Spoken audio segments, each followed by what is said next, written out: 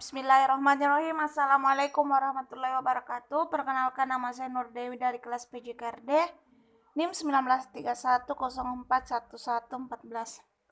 Di sini saya akan menjelaskan sedikit materi tentang penelitian eksperimen.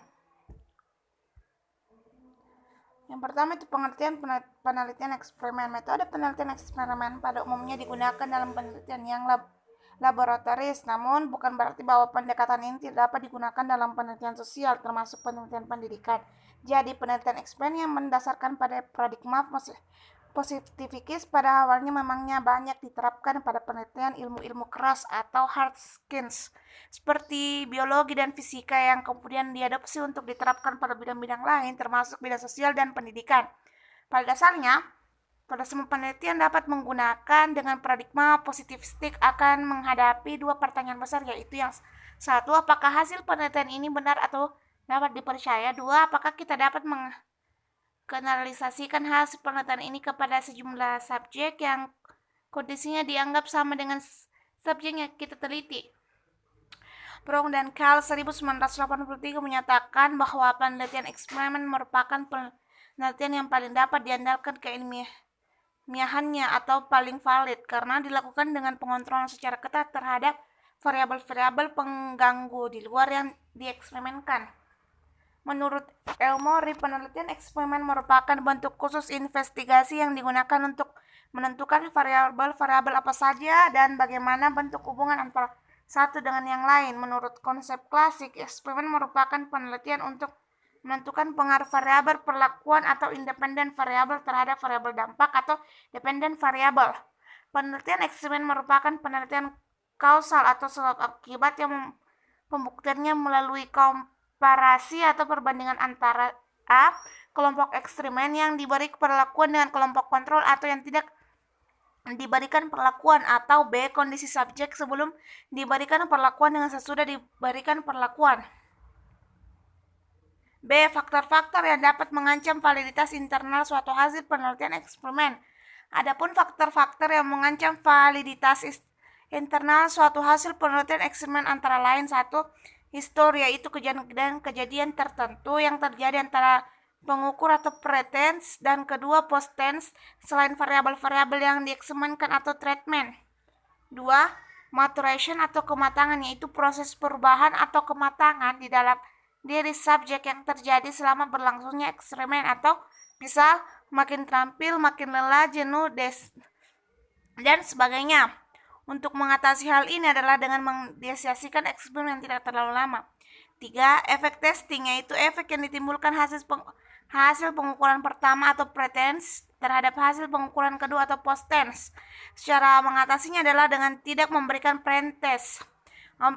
Instrumentation, yaitu efek yang ditimbulkan akibat perubahan cara pengukuran, perubahan pengamat yang dapat membuat perubahan hasil pengukuran.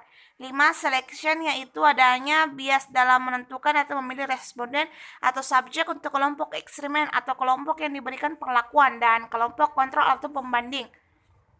6. Statistical regression, yaitu bahwa kelompok yang dipilih berdasarkan skor yang ekstrim cenderung akan meregres ke raratan repopulasi. 7. Mortality, yaitu kehilangan subjek baik pada kelompok eksperimen maupun kelompok pembanding, yaitu adanya pengurangan subjek ketika dilakukan pengukuran terhadap eksperimen atau perlakuan. C. Karakteristik penelitian eksperimen. Berikut ini disajikan beberapa karakteristik penelitian eksperimen yang membedakan dengan penelitian positif lainnya, yaitu 1. Metode eksperimen merupakan satu-satunya metode penelitian yang dianggap paling dapat menguji hipotesis hubungan sebab akibat atau paling dapat memenuhi validitas internal. 2. Metode eksperimen merupakan rancangan penelitian yang memberikan pengujian atau hipotesis yang paling ketat dibanding jenis penelitian yang lain. 3. Metode eksperimen merupakan penelitian yang digunakan untuk mencari pengaruh perlakuan tertentu terhadap dampak dalam kondisi yang terkendali. 4. Ciri khas yang membedakan penelitian eksperimen dengan penelitian yang lain. A. Satu atau lebih variabel bebas dimanipulasi atau kondisi dibuat berbeda, misalnya treatment dan non-treatment. B.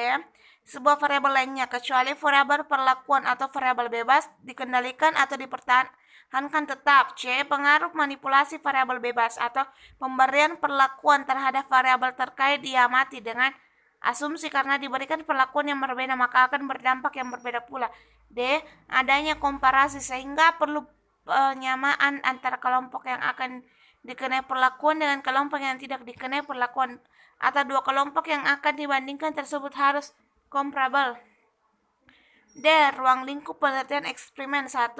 Sebagian besar eksperimen dalam bidang pendidikan pada umumnya dilakukan dalam rangka melakukan inovasi untuk meningkatkan kualitas pembelajaran. Oleh karena itu, biasanya berkaitan dengan usaha untuk menguji pengaruh materi, media, metode, atau praktik pendidikan yang harus terhadap hasil belajar siswa. 2. Rancangan penelitian eksperimen pada umumnya menggunakan variabel tunggal. A. Satu variabel perlakuannya dimanipulasi atau dibuat kondisi yang berbeda. Selanjutnya, diamati akibat dan dampak dan perlakuan tersebut terhadap satu atau lebih variabel tergantung.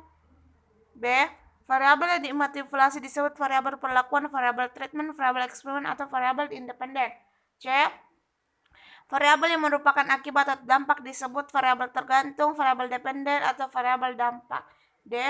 Masalah pokok menentukan kolom kontrol atau perbandingan yang sebanding atau comparable dan membuat konstan atau mengontrol atau mengendalikan variabel-variabel non-eksperimental yang dapat mempengaruhi variabel dampak.